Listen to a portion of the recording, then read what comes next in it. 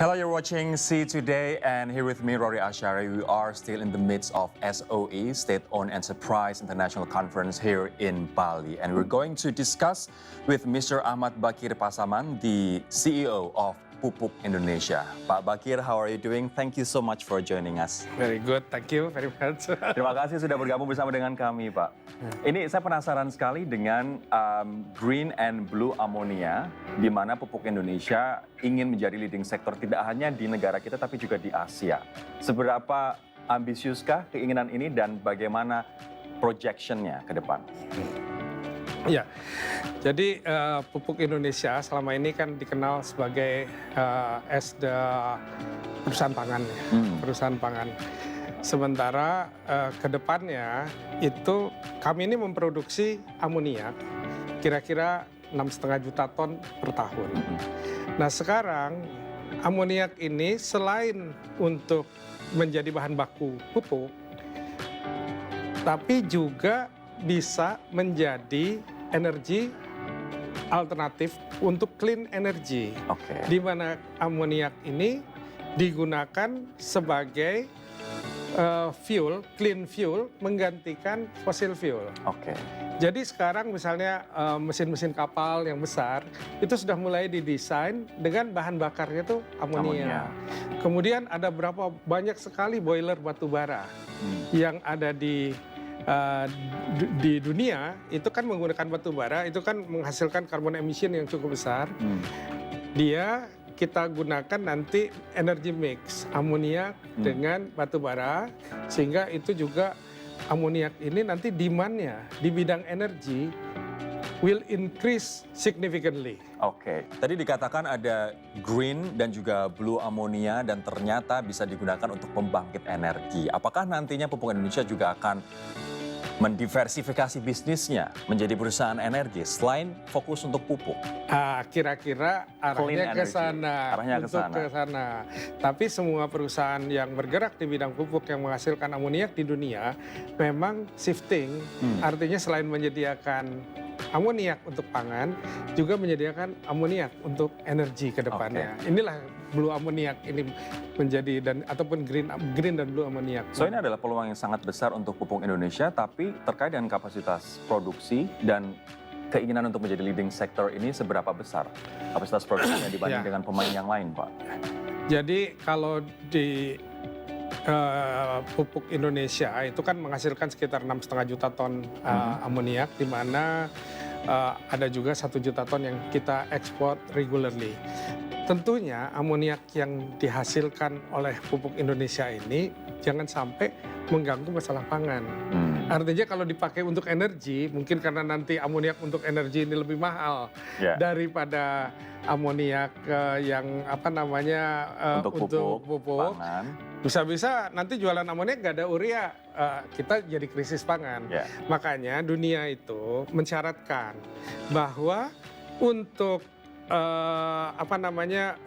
amoniak yang untuk energi harus dalam bentuk green atau blue amoniak. Yang untuk pangan grey amoniak.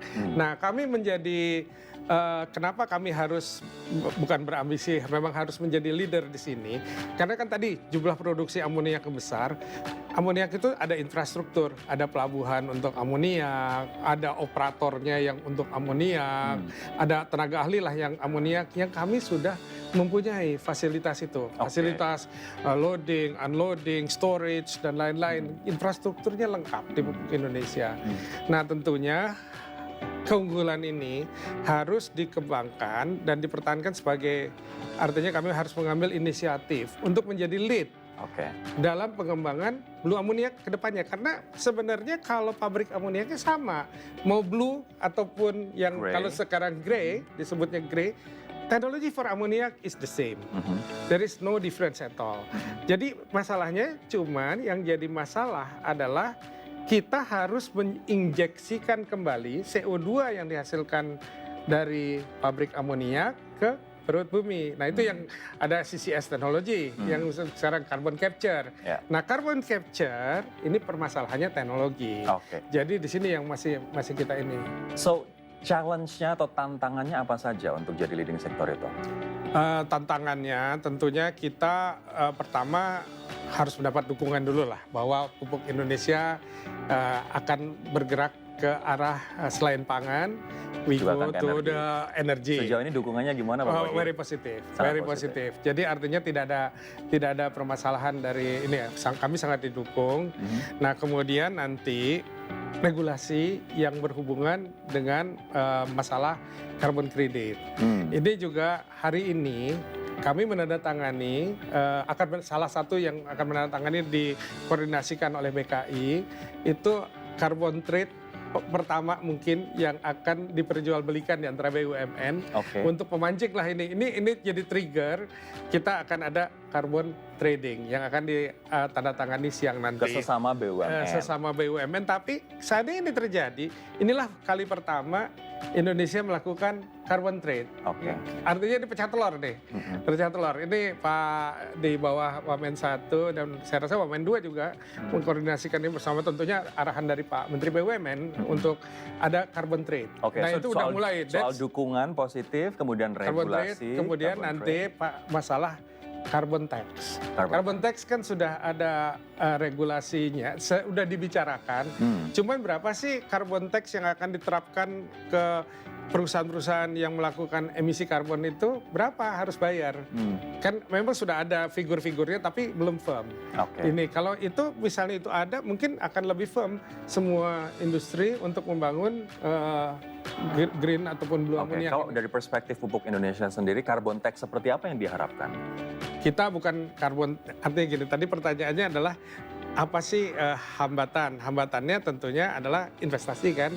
Artinya orang harus mulai melakukan investasi untuk mencari clean energy. Nah ini perlu dorongan. Kalau ada carbon tax, pasti orang akan masuk ke industri ini. Jadi artinya komitmennya akan menjadi lebih kuat. Itu ya. Nah cuman ini menarik sekali lah, amoniak ini menjadi energi, this is very...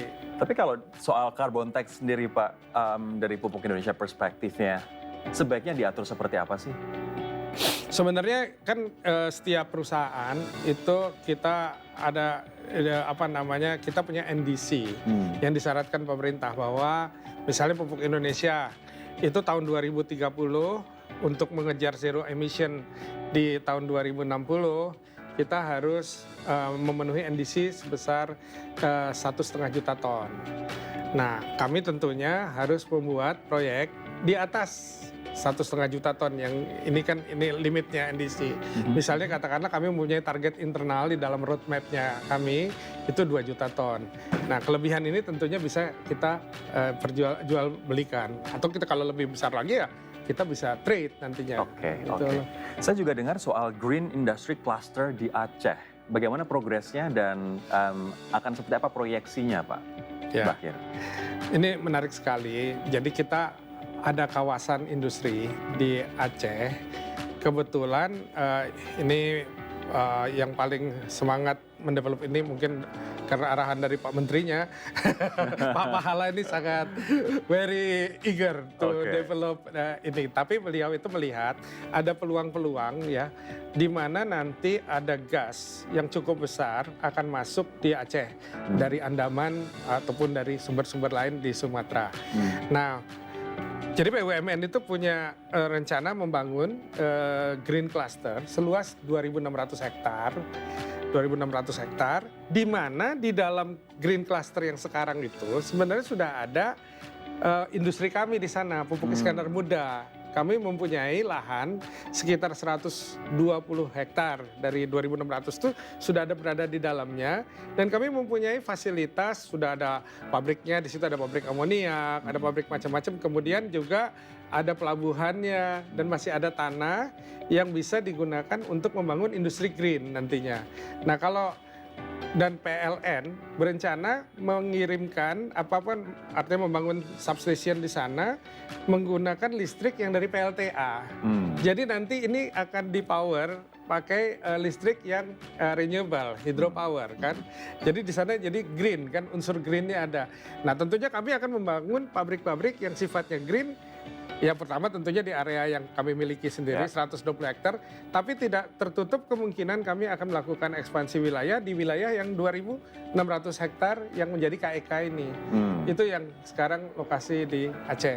Oke. Ini jadi ada Pertaminanya nanti karena mereka juga punya LNG, mungkin jadi apa listriknya nanti pakai green power, kami pun akan pakai green power, kita bangun pabrik blue ammonia, kita bangun pabrik macam-macam. Kalau sejauh ini progresnya sudah sampai mana Pak Bakir? Kalau areanya sudah siap, tentunya kan kalau pembangunan pabrik amoniak itu kira-kira perlu waktu 3 tahun atau bahkan lebih 3,5 tahun.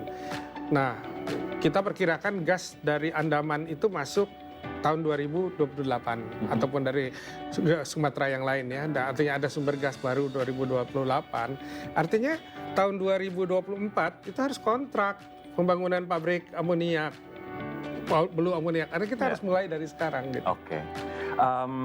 Ini mungkin pertanyaan terakhir saya Pak Bakir, bahwa pemerintah Indonesia menargetkan zero gas emission. Pak Bakir bisa dijelaskan apa sebenarnya ambisi dari Pupuk Indonesia untuk mendukung net zero emission yang dicanangkan oleh pemerintah Indonesia di tahun 2060 Pak? Ya tentunya setiap perusahaan pasti punya roadmap. Kami dari Pupuk Indonesia juga sudah menyiapkan roadmap tadi yang untuk jangka pendek sampai 2030 kami harus menyiapkan artinya untuk dekarbonisasi. Tadi kalau target kami kan 1,5, yang dipersyaratkan kami 1,5, kami akan produksi 2 juta ton. Tapi nanti tahun 2050 kita perkirakan sudah mencapai 5 juta ton itu.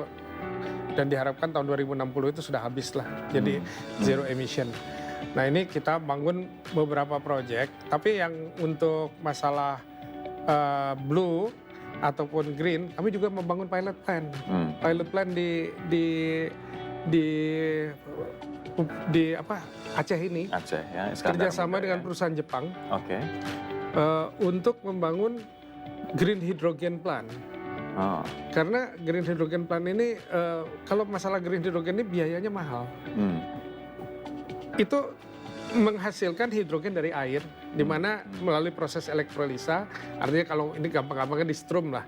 Kemudian hidrogennya diambil, nanti ambil nitrogen dari udara, kemudian membuat amoniak di lingkungan pabrik kami sehingga menghasilkan green hydrogen. Ini yang akan cepat mungkin karena ini dananya di arrange oleh Toyo Engineering, karena mereka perusahaan engineering kan mereka akan mengembangkan teknologi itu bersama tentunya grup Pupuk Indonesia. Ini mudah-mudahan bisa diimplementasikan tahun depan. Kalau untuk blue amoniak kita menunggu komitmen gas.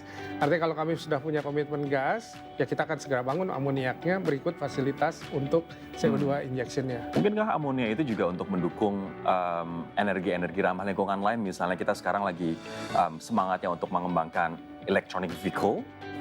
Apakah mungkin amonia juga menjadi alternatif untuk energi itu, Pak? Ya, jadi di amoniak ini sebenarnya kenapa digunakan, sebenarnya energi yang terbaru, bukan energi, clean energy yang dimaksud ini bisa hidrogen, bisa amoniak.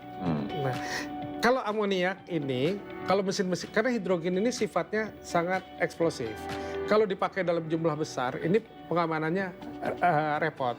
Mungkin kalau electric vehicle gitu ya, nanti akan menggunakan hydrogen dalam bentuk small quantity.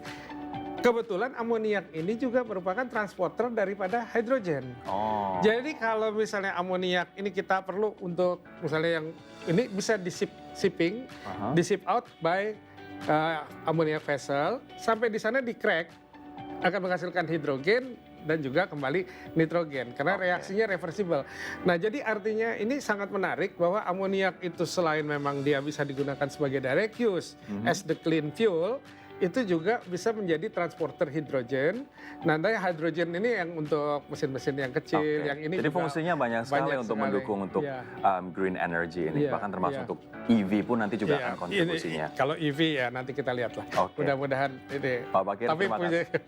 Ya, terima kasih. Terima kasih sekali waktunya Pak Bakir, sukses terus untuk Pupuk Indonesia. Terima kasih. Thank you, Pak. Ya, optimistis sekali nih Pupuk Indonesia, keren.